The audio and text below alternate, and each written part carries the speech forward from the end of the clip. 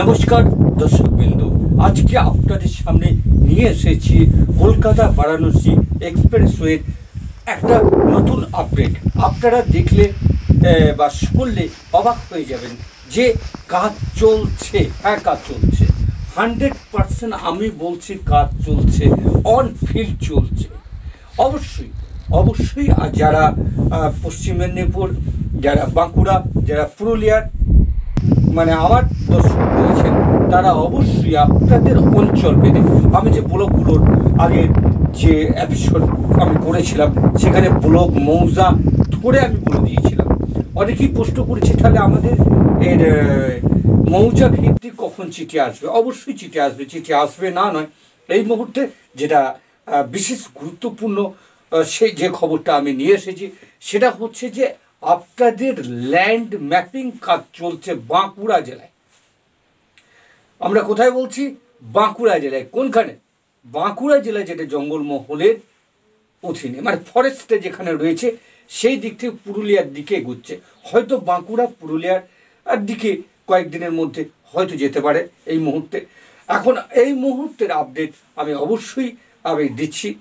এবার শুরু হয়েছে যে কলকাতা থেকে ধীরে ধীরে একদম টোটাল পশ্চিমবঙ্গ, পুরুলিয়া পর্যন্ত, পশ্চিমবঙ্গ পর্যন্ত, পশ্চিমবঙ্গের নিজস্ব তত্ত্বাবধানে এই মাপজোপ চলছে। আবার ঝাড়খণ্ডে, বিহার সরকারের সঙ্গে, উত্তরপ্রদেশ সরকার তার নিজস্ব এরিয়ার মধ্যে তারা মাপজোপ করছে। বিশেষ কন্ট্রাক্টরের মাধ্যমে এগুলো ছাড়া হয়েছে এবং এগুলো কাজ চলছে দ্রুত গতিতে। ল্যান্ড ম্যাপিং কাজ, সয়েল টেস্ট কাজ, দুটো তিন হচ্ছে। যেটা হচ্ছে জিওগ্রাফির যে মুভমেন্ট, ল্যান্ড জিওগ্রাফি যে একুইজিশন, সেটাকেও দেখতে হচ্ছে। তারপরে এগ্রিকালচার, সয়েল এগ্রিকালচার, সেই বিষয়টাকে পরীক্ষা নিরীক্ষা চলছে। এছাড়া জমির মানে গুণাগুণ, এক ফসলি, দ্বিফসলি না বহু ফসলি। আমি যেটা কয়েকবার বলেছিলাম, জমির দাম নির্ধারিত হয় জমির অর্থনৈতিক ভিত্তির উপর। জমির উপরে শিল্প থাকলে তার একটা দাম, জমি এক ফসলি হলে তার একটা দাম, জমি দ্বিফসলি হলে তার একটা দাম, জমি বহু ফসলি হলে তার একটা দাম হবে। আবার জমি যদি নদী উপত্যকার একদম কাছে অবস্থিত, সেখানেরও দাম কিন্তু আলাদা হবে। অর্থাৎ প্রত্যেকটা ল্যান্ড তার ভেরিফাইড করবে ইকোনমিক জোনের ওপর।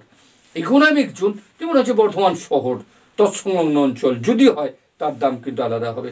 শান্তিনিকেতন তৎসংলগ্ন অঞ্চল, তার দাম আলাদা হবে। পুরুলিয়া, তার দাম আলাদা হবে। বাঁকুড়া, তার দাম আলাদা।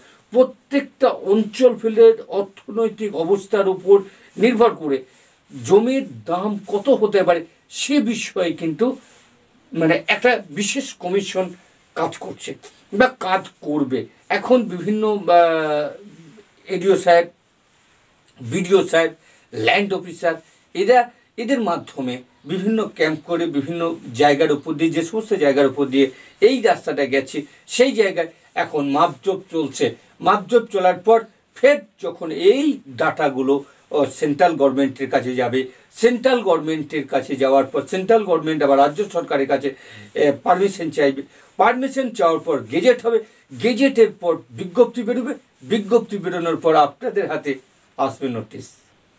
চলুন আমরা দেখি।